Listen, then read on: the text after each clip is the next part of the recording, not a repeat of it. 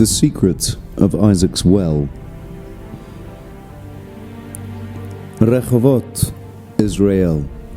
Founded in 1890 by independent farmers, Rehovot was known as the City of Orchards. And today, it is called the City of Science. However, the story of Rehovot begins even earlier with the story of Isaac's well in Genesis 26. God fulfilled his oath to Abraham by providing wells of living water to Isaac wherever he turned. The only well over which there was no dispute was named Rehovot, the land that God himself expanded with his well for Isaac's seed to be fruitful. Today, Rehovot is a different city. The vast orchards that used to surround the farmers' houses are long gone. Since the foundation of the Weizmann Institute of Science by the first Israeli president Chaim Weizmann, science took control over the city's lands, resident buildings, and working places. The massive attempts to shield and envelop the Weizmann Institute with science from every direction gives rise to many questions. What secrets are they trying to protect? On becoming the first president of Israel, why did Chaim Weizmann settle in Rehovot? And what if Isaac's well still exists within the Weizmann Institute? The Secret of Isaac's Well, coming soon here on Esh News.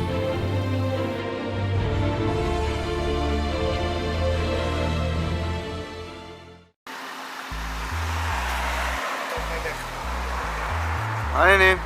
ישר על הבוקר אתה מצלם אותי. זה העבודה שלך חביבי. מה יאללה בוא. בן אדם? בוא. Hello guys, how are you? This is a special edition of Esh News over here, and today we got Marcus Franco over here driving the car. Asi is on the background, and today we're gonna go on a nice journey that I told you about before, about the city of Rehovot, and yeah, we're gonna drive now along the streets. We're gonna tell you nice little stories about our city's past and history. And yeah, we're gonna have a good time. Gonna show you some views along the way with all the scientific places located in Rehovot, and yeah, exactly, Rehovot, Science City. And along the way, we're gonna mention the story from the Bible that I told you earlier, and we'll see how it connects between the past of Rehovot mentioned in the Bible, and of course our present days in the city of Rehovot, and we're gonna try and draw some conclusions from that, I guess. Marcus, you have something to say to our guest over here in our broadcast from your car? When I came to Israel, this is the first city I came to when I came from Uruguay, and for me it was nothing special of a city, but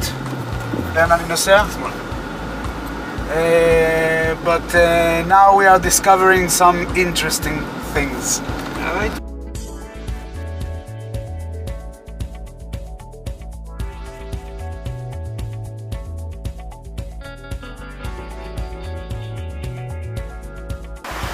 So, welcome to Rehovot, ladies and gentlemen. We are here just at the entrance to the city, and over here we see the brick wall that they made to welcome us to the city. It's kind of like funny, they chose a brick wall for some reason. But and anyway, this is for me the first time, although I was like born in this city and live here most of my life, this is the first time that I'm like watching the slogan of the city, which says Rehovot Ir HaMad'a VaTarbut, meaning Rehovot, the city of science and culture. Now, when I grew up, Rehovot was the city of orchids, and you can see like in the symbol over there, you can see the microscope, which represents the science. You can see the oranges, which represents the orchids, and you can see the book that represents education, I guess. I know here you can see, what is that, Marcus? This is like the atom over there? The atom. The atom, right? The official atom. The official atom. So this became like, I don't know, the logo of our city instead of like the symbol, the old symbol which is on the left. We got now the atom kind of like represents the city, although we never witnessed an atom, right? No, we haven't saw an atom, right? It's not proven. It's proven by math maybe, but Okay. But yeah, so it got nice colors, right? They did like the painting, Yeah, you know, yeah. and stuff. Yeah, it's good. But yeah, this is how they welcome to the city. it looks like the galaxies, like the stars, looks the same. Yeah, so the small and the macro. So you're entering the Star Trek path right now, right? Okay, good. So let's get into the city and see what it's all about. Andromeda Stein. Alright guys, so we arrived to the science park, Har Hamada in Hebrew, and it's kind of funny, Park Hamada, because park's supposed to be like a happy place with all kind of like grass and Walt Disney. yeah, it's supposed to be like that, and the science park, so they kind of like took the science and put it on the park, and this is what you see over here, like a lot of like high-tech facilities, all kinds of like factories, big office buildings reaching the sky. Don't forget. And this guy over here. This is the man. When I grew up over here, I remember like in the beginning of the 90s, all sand over here. This was like the entrance to Rehovot, all sand over here. There was kind of like a restaurant over here in the corner. That's it, okay? Over here now you can see restaurants, nightlife, whatever. And by that, besides that, you can see all the office buildings. 12 o'clock in the noontime, you can see this whole street packed in a normal day. Okay, with all kinds of high-tech people coming over, and this is kind of like a different picture from what we're seeing over here. This book of Rehovot. We can see like how it looked like when they founded the city, or like in the first years or so. Plain buildings on the ground, all the orchids in the background, and simple people, you know. So let's have a nice stroll over here in Park Hamada. See the scientific people do the work, I guess.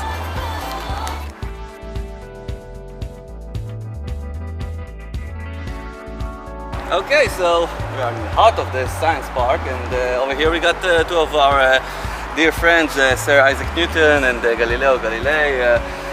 One is in charge of fake gravity, one is the research model, I guess, and no, spinning balls or something like that. He's spinning balls. Okay. Spinning balls theory. Okay, good.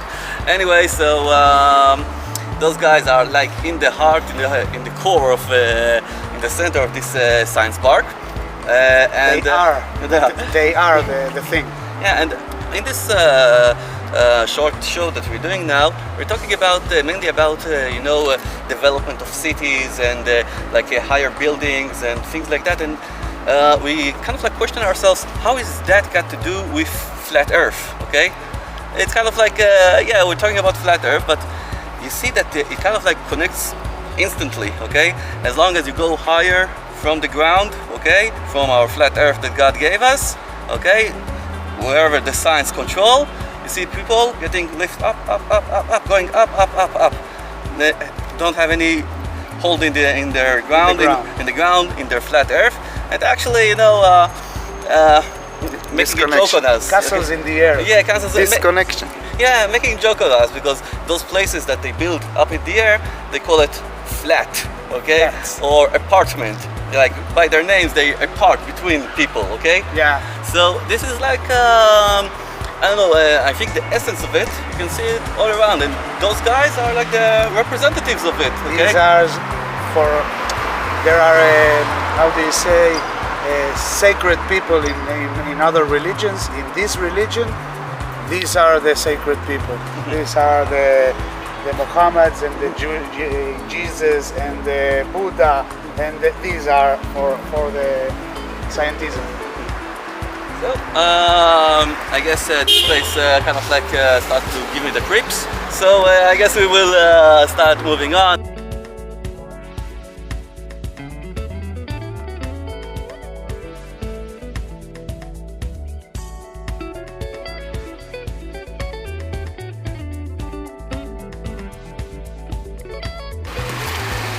This guy over here, I kind of like research on him, who is like Davidson.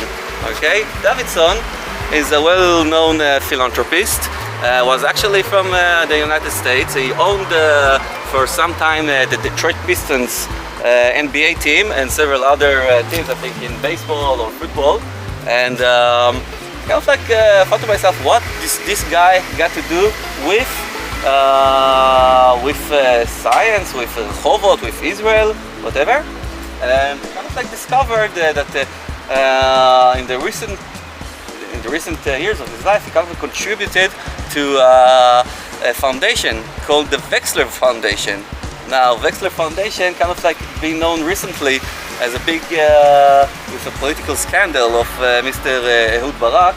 He was known to that this foundation kind of like contributed millions of dollars to him, and this guy actually was involved with Epstein. Yeah, you know Epstein, the pedophile and all these gangs. So they kind of like this Wexler found is kind of like a little bit suspicious where their money goes to. It's clear that they are supporting science. They're saying that, but and it's okay. But there's like they are involved also in politics and all kinds of like recent accusations we got like with pedophile and things like that.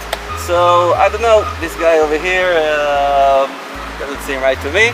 And this is a recent thing, meaning like in the last 15 years or so, you got the Davidson Institute, which is in charge of providing education regarding science.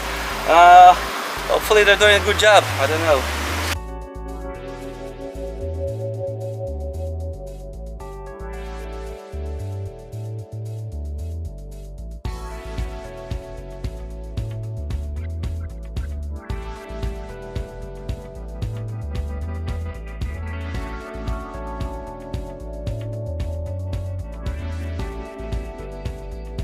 Alright guys, so now we are in the Weizmann Institute. This is the entrance gate to the Institute.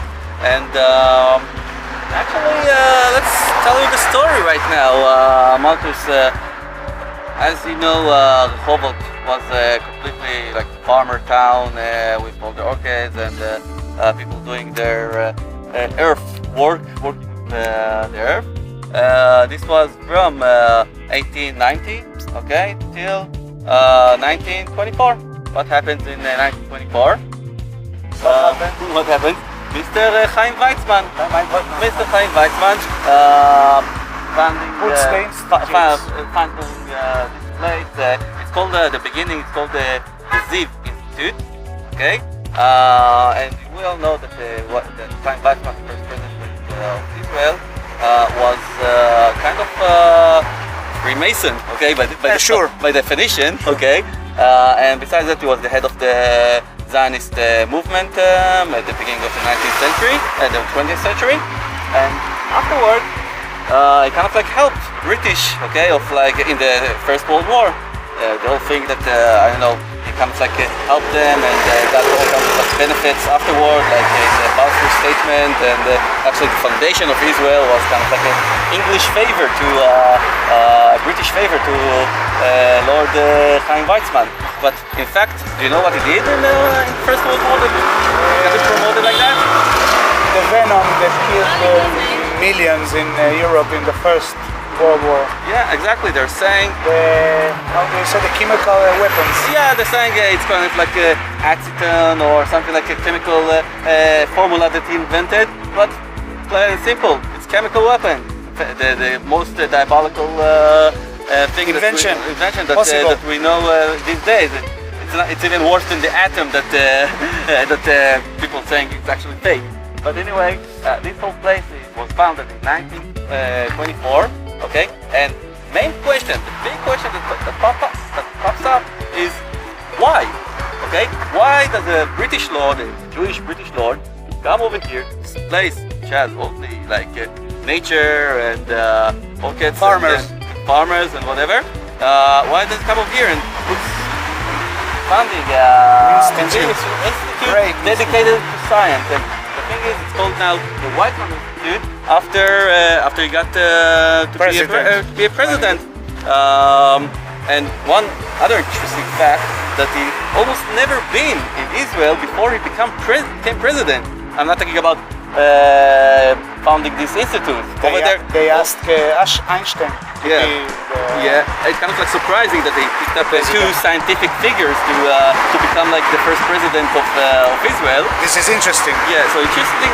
Why did he founded this place, this scientific facility over here, and why did he make it his first home? Okay, it was known as his home. Now, In Israel. Israel was founded. He was the first president. Now, why didn't he live in Jerusalem, Tel Aviv, in Haifa, in one other major city? Why did he pick especially Rehovot? Okay, why do we need this big institute? Okay, to facilitate him. Okay, his home, beautiful. Yeah, we'll soon get into. And what are they hiding? Okay, because I can find a reasonable explanation for that. Okay, what are people hiding over here? Which is kind of like brought all those science over here. Okay, what does science need to cover up? Okay, and this is kind of like a question that goes far away to the story that we started at the beginning. Okay, so we'll see, because this is the way I see it. This is like the continuation, okay, of the story in the Bible. We got like the farmers came over here, came to enjoy the big well that God left to Isaac, okay, and then suddenly in the 1920s or so, something changed over here. Someone wanted to put science in this city, okay, for some kind of reason, and this is our quest.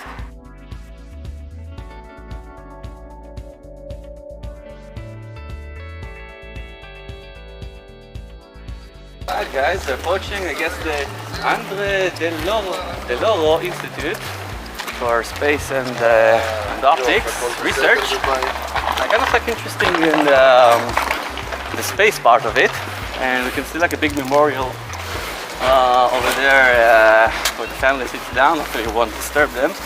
Over here on the right you can see another physics library, and just passed through another physics institute. And what is this right building over here? It's another building of physics science named after Edna K.B. Weizmann. Okay, I think it was the wife of Mr. Weizmann.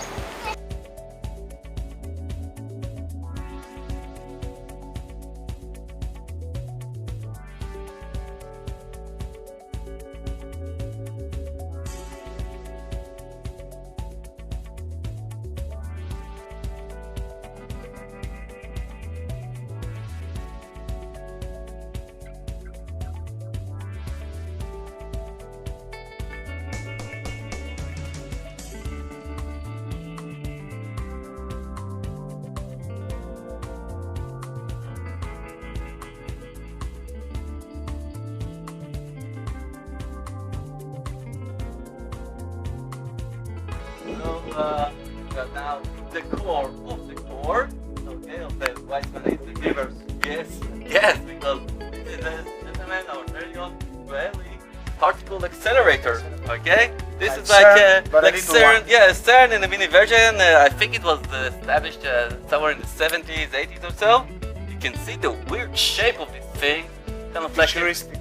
yeah, futuristic, phallic, very phallic. You know, like reminds you of some kind of like cement, simple cement technology. yeah, something like that, but kind of like holds itself lots of I don't know movement. You see like a screwdriver or something like that, and you can see like this. What do you call it? I don't know what it's trying to make out of A it. tripod. But the important thing that it was visible until the 80s. It was visible from everywhere in the city, Middle okay? East. Until they founded the science park that they made higher places. And tell me, Marcus, what is a particle accelerator? What are they doing over here? Quantum physics. They say that they want to check in the smallest of parts of the matter. They collide one to another in a circuit. This is the collider. So they can see what happens, which parts go off of the explosion. Yeah. And that's how they know there are new particles in matter and in reality. But I don't see it coming true in our life. From what I remember, like at the end of the process, from all that they produce from CERN, is that they're saying that there's a particle called God, right? Yeah, the boson particle. Yeah. That only if it exists, God exists. It's an oxymoron. It means nothing. It means actually nothing, right? Something like that. Now they know new particles, smaller and smaller and smaller, but it never ends. You know, it's like. So just give them more money to continue on this research, I guess. It never ends. It's a big thing. It's very symbolic, but. See, this place was the pride of the Weizmann Institute. They brought lots of people to over here to observe this particle accelerator. I guess from a good reason. I don't know what kind of secrets of the universe they hold over here. But I guess we'll go and check out. No, we're not gonna do that. And we continue on touring over here in the Weizmann Institute. Let's go.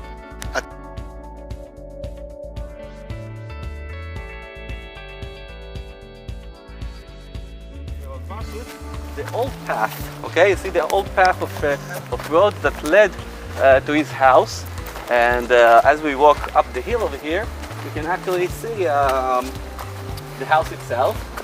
I do believe that this is a reconstruction of the house, and after lots of renovating and doing this whole place a touristic place. I don't think there is anything too much special about it.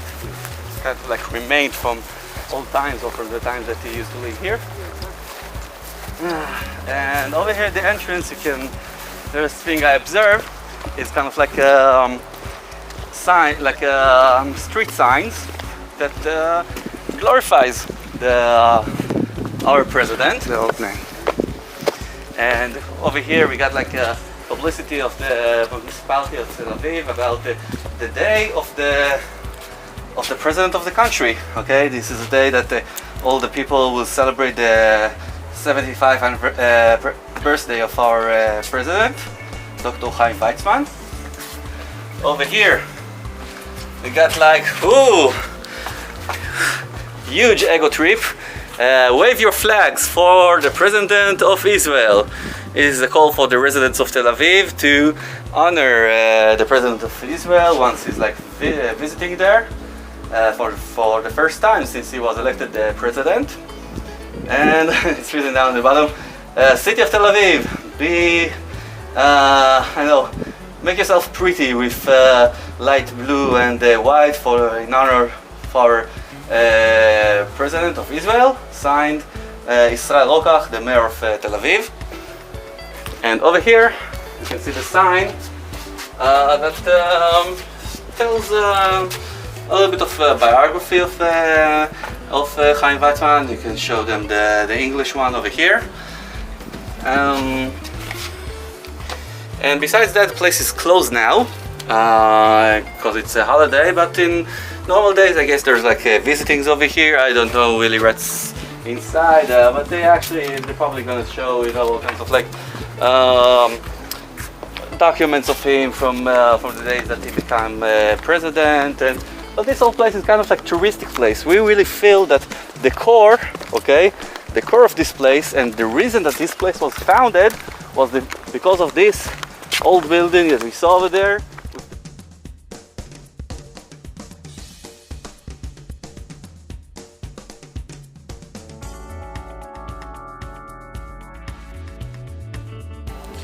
Alright guys, I think that we reached the spot which kind of holy, I don't know. You see this crappy building over here? Okay, this is how I guess they saved or kind of like guarded the well, okay? And this is kind of like a mere site, meaning this old building is supposed to cover, from what we see, okay, what we think, and soon we're gonna show you inside, is the well, Isaac's well, right over here, okay?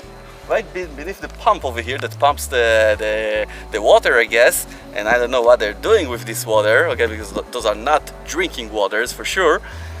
This is the water of God, okay? We feel God over here. We feel some kind of like, I don't know, relaxed, happy, nice. Connected, yeah, whatever word you want to give it. And inside, over here, as long as we keep being close to this place over here, this deserted, crumbling place, we feel like, good energy coming over here. And we soon gonna see the tube over here. Let's go. Let's see inside what's going on. You can see over here. This is like an old pump, okay, of I guess a well, okay, of I guess water there which are underneath, and A there's deserted place. a deserted place which still have a pipe that leads the water somewhere. I do believe, from what I see over here, I think this well is about 100 years old, something like that. And I think that this is around these times that people actually discovered it and decided to establish the Science City on top of this well, I guess, to hide it. And they're doing that so sophisticatedly with this deserted building to cover In the middle of beautiful Weizmann Institute, who was like put millions to make it beautiful, and this thing is in the middle and it looks like crap. Yeah, this is kind of like this building is unrelated totally to this whole institute. They don't want you to observe this place. They want you to pass by and say, oh, it's just an old building, and they didn't cover it yet. Yeah. How beautiful it is around Yeah, now the they place. kind of like covered the entire walls of the building with everything fixed. pictures of President Weizmann. Okay, getting his, I guess this is a tefillin or a Torah book or something like that that he gets from some other dude. And on the other side of Other this, dude, the president of the United States. oh yeah, that is Roosevelt. Yeah, Roosevelt. Okay. No, the one with the bombs, with the atomic bombs. Oh, Truman. Truman. Truman. Okay, Truman. That explains a lot. He had some contacts. I guess He they had kind of some like, contacts. cooperated in some way. He invented the chemical weapons and he brought into use the atomic weapons. So I guess that's something to talk about. I don't know. All of those on the crappy building Yes. in and the over fucking here, middle I want to show you of Weizmann Institute another, of Science. I don't know, kind of like a symbolic thing that they made for our first president. This is a picture of him at the Congress, at the Jewish Congress. Him speaking and giving his speeches. And over here, right in the bottom, you got like a poem written by a very famous Israeli poet named Nathan Alterman. This whole song, I can read it to you in Hebrew and translate it, but to make it short, we kind of like this whole song kind of like glorifies the character of Chaim Weizmann and how much he's like a good speaker and how much is like his words should be actual true because he's got this charm that gets people, and this is the way that he actually put his first steps in the Zionist movement. That later on made him the first president, and they keep talking over here about his character, about his charm, about his Charisma. performance, charisma, and these are all weapons that we are well familiar with other leaders that the devil himself touches in. And So- it's on a crappy building. and it's on this crappy place with this crappy door entrance. I don't know, we kind of like bumped into our eyes and we said to ourselves, what is that got to do with anything else in this institute? But Nothing. nothing, but kind of like feels over here, it feels right at home, I guess. Okay, we can find a sacred well that God left to Isaac, and this well can contain forces that we can't even imagine. It can, from all I imagine, it can be like, I don't know, the Holy Grail or something like that. It's kind of like a place God gave to Isaac in order for him to fulfill the promise he gave to Abraham. And in this place, this is where God himself touched and created this well. So you must ask yourself, why did he do that over here? So people won't watch over here and watch over there. Alright, so and we are here in the final resting place of Chaim Weizmann, and with his wife over here that lived 14 years after him. As you can see here, we have like the marks, the stones, whatever. This is like a Jewish tradition to put stones over tubes. And